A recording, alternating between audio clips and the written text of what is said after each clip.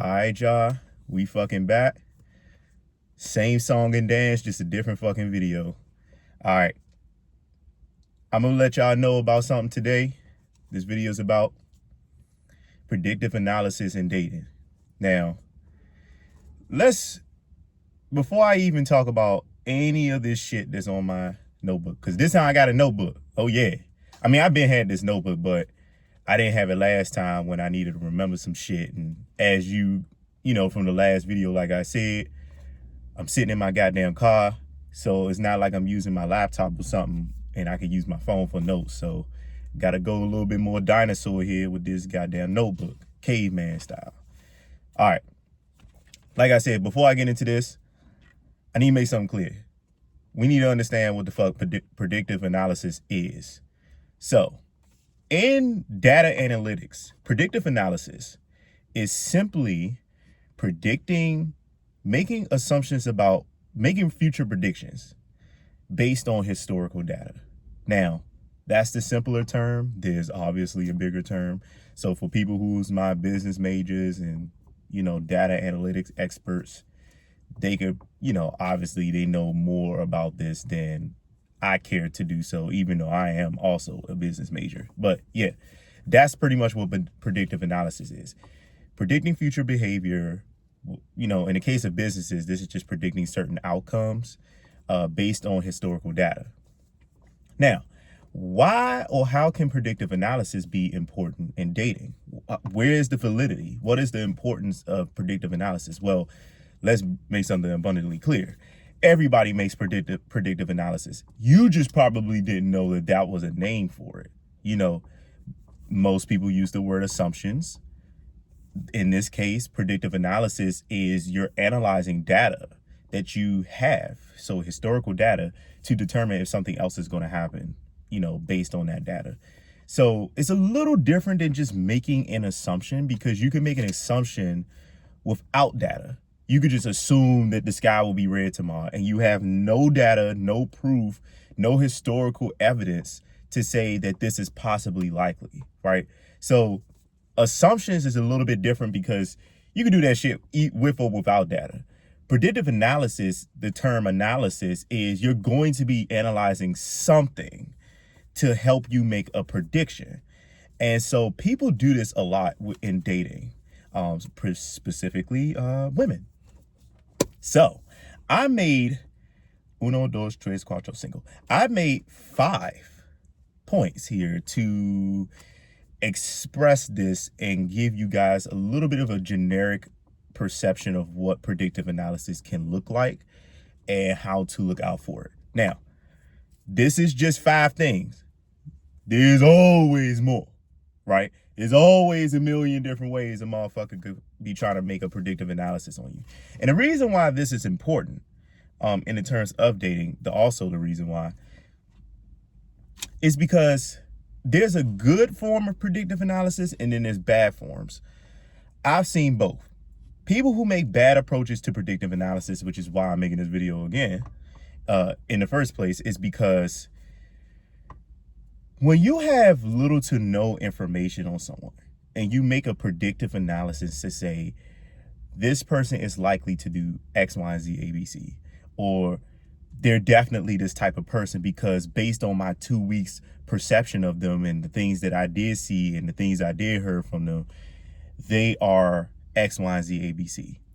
I've seen people do this. People did this with me. It's about the most stupidest. It's the quickest way to look like a dumbass in front of me. It's the quickest way to look like a jackass, because you are making an assumption based on little to no data about somebody that you just met to say that they're always this, or they're all of this, or they're none of that.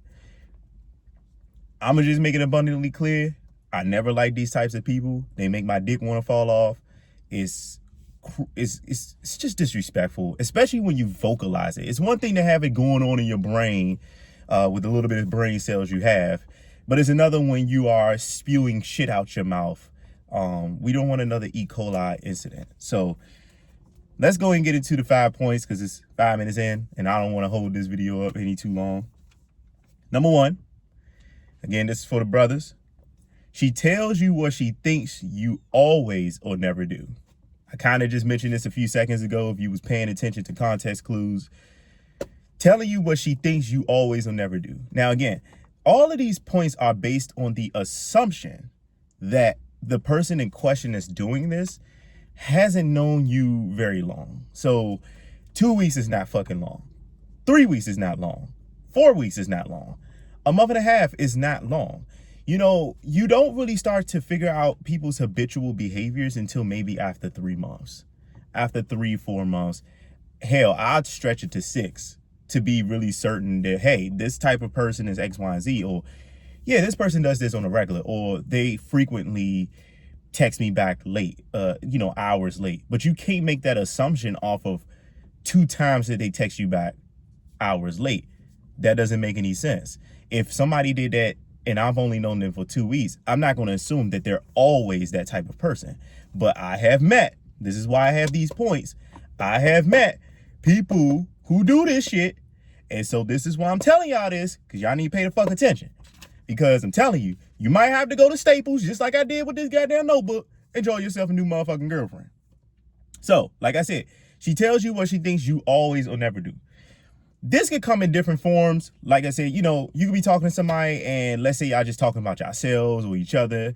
And they can, point out and say, oh, well, yeah, since getting to know you, I could tell that you always blah, blah, blah, blah, blah.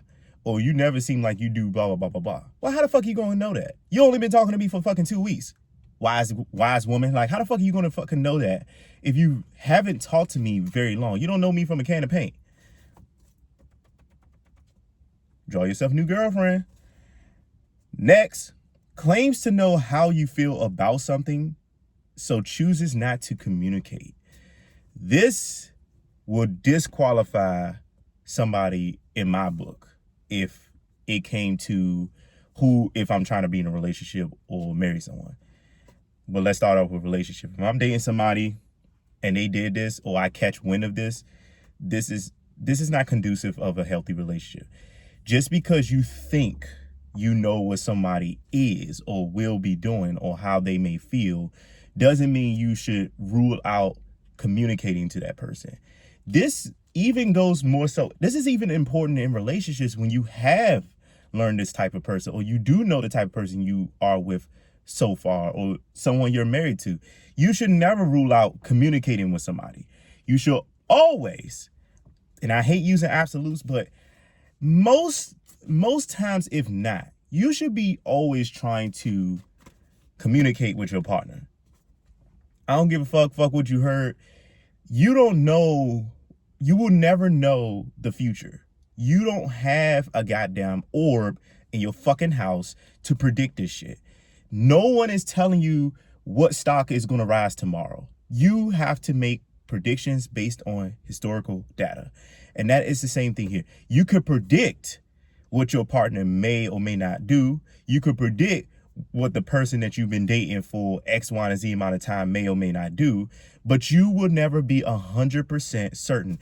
And if you even say you're 99.999% certain, you just made my motherfucking point. Because the fact that there's a 0.1% chance of uncertainty proves why you should open your fucking mouth. You shouldn't be sitting there with a 99% certainty. If you know you could just go to the source of validating your assumptions and verify, oh, I was 99% sure and now I'm 100% because they confirmed how they would have felt about it. That's why you shouldn't do this stupid shit. But there are young women out here who y'all brothers gonna date that do this shit. And you don't want to be with somebody who don't communicate, period. We talked about that in the previous video. I don't know how many times I gotta fucking tell you. Draw a new girlfriend. You know the drill. Number 3, tries to tell you what your shortcomings are. Again, assuming that this person has barely been talking to you. Even in the case of someone who you've been dating, let's say you dated somebody for 3 months. And let's say y'all regular interaction was y'all talked every 2-3 days. So that means maybe 2 times out the week, at most 3, that y'all speak on the phone or something. And y'all only saw each other 1 time every 2 weeks. So if this was going on for 3 months, right? And it's most times it's 4 weeks in a month, sometimes 5. But let's just say for simplification is 4 weeks in a month, in each month throughout the year. So 2 times every 2 weeks. So that means that's 4 times a month that you see this person. 3 times 4 is 12. You only saw this person 12 times in the past 3 months. And on top of that, if you talk to them probably a total of 2 times every week. So 2, 4, 6, 8. 8 times 3 is 24. So you spoke to this person 24 times, maybe on the phone or on FaceTime, let's say for an hour. And you saw this person 12 times throughout the total of 3 months.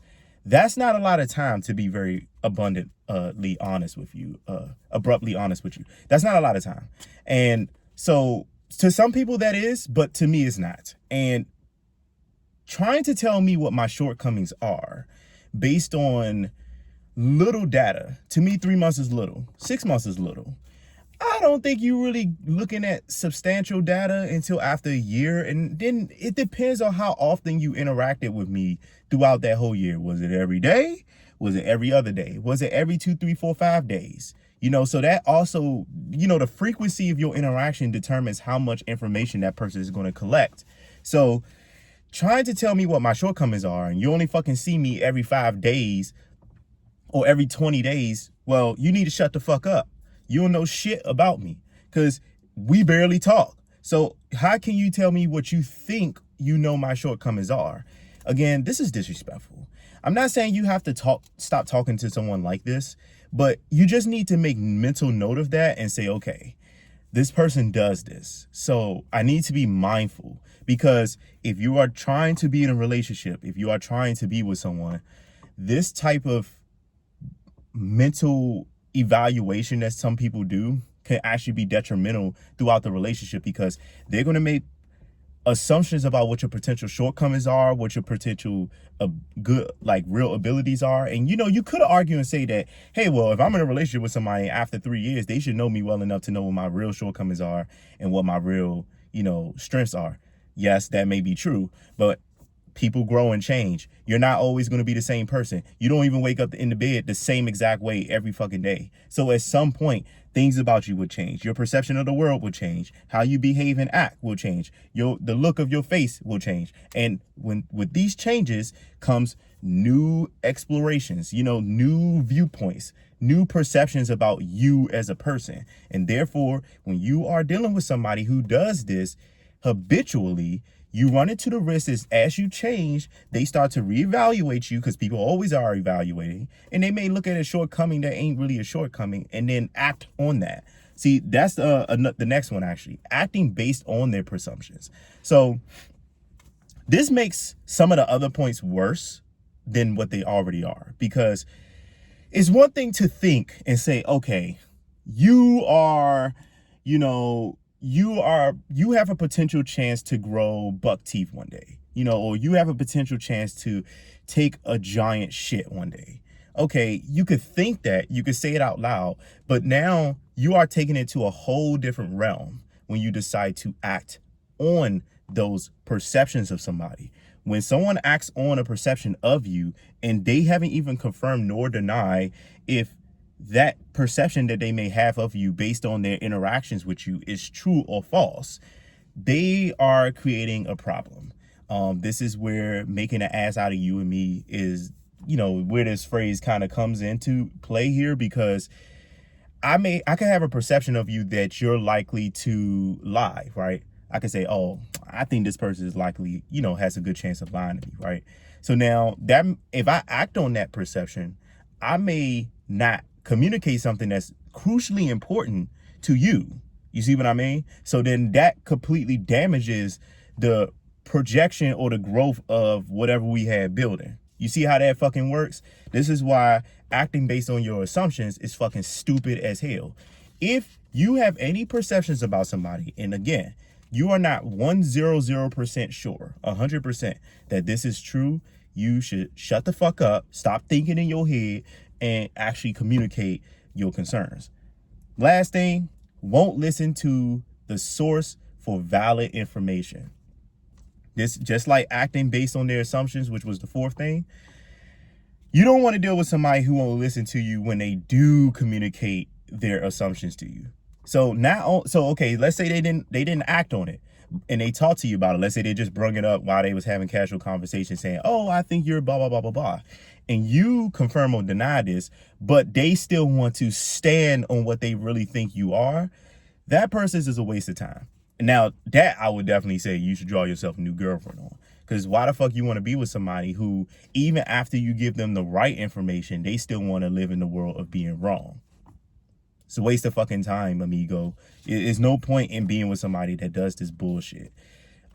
Predictive analysis is not entirely bad.